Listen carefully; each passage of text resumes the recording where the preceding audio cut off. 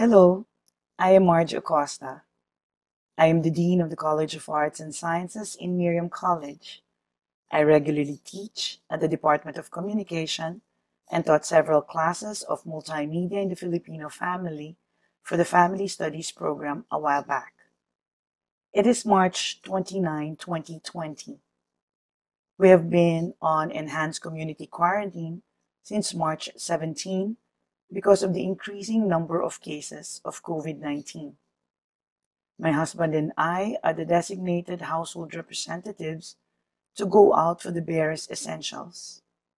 I serve my family. My husband does so for his parents, who are octogenarians and live a few doors from us.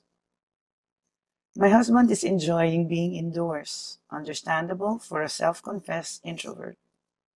He's a pilot who's been jet-setting for 33 years, and this is his much-needed break.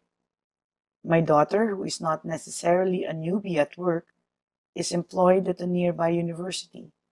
She is used to working on the computer the whole day, so this is just a change of physical surroundings for her. My son is a senior resident in radiology in one of the oldest hospitals in the Philippines and continues to be on duty. These are indeed unique times. For those like me who have been working full-time, finding ourselves at home, akin to an extended leave from work, is a blessing.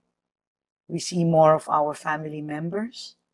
We're able to get to know the different corners of our homes again. We enjoy the garden and able to read a book more leisurely now. Work has been moved within the comforts of our homes. Now more than ever, modern technology has made this possible. Without the marvels of the internet, group collaboration would be impossible. Deadlines for submission will not be met.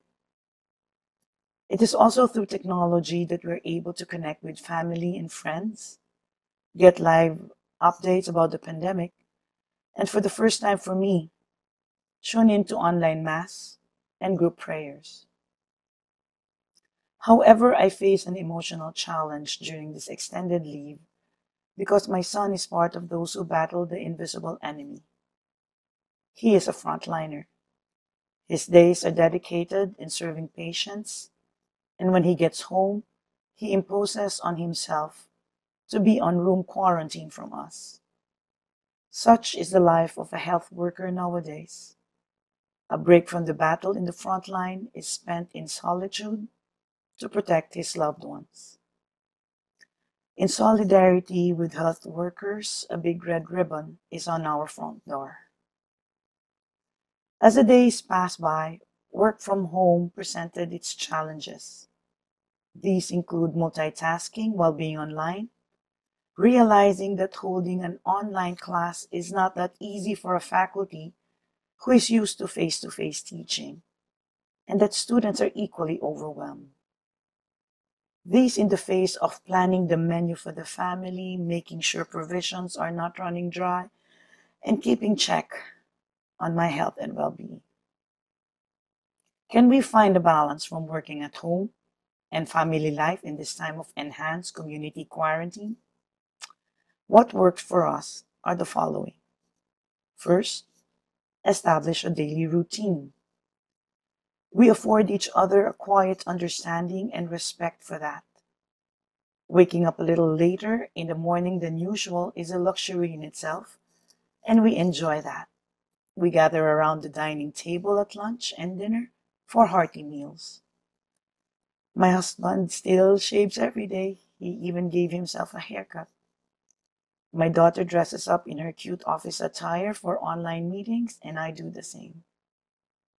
Second, encourage each other to be creative with your time and experiment with what else you can learn while at home. My day begins with a morning walk around the village. I've taken the joy of snapping photos of the skies, trees, flowers, and even dead leaves now. I share these photos with my family, and we talk about the beauty that we miss in the daily grind of work. Then, I stick with my work from home hours for administrative work and take care of my class in gender and communication. I even learned how to convert my PowerPoint lecture into an iMovie, complete with narration. Online learning and real-time collaboration apps are a click away, and so far, I'm able to navigate this on my own without major assistance from my millennial children. I start winding the day at 5 p.m., following online classes in ballet, hula, and Zumba. Next in line is to learn Rumba and Cha-Cha. Third, anchor yourself in prayer and trust that all will be well.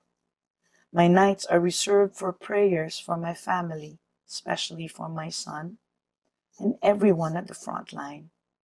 I pray for discipline, patience, and strength. Indeed, this COVID-19 pandemic is wreaking havoc on us.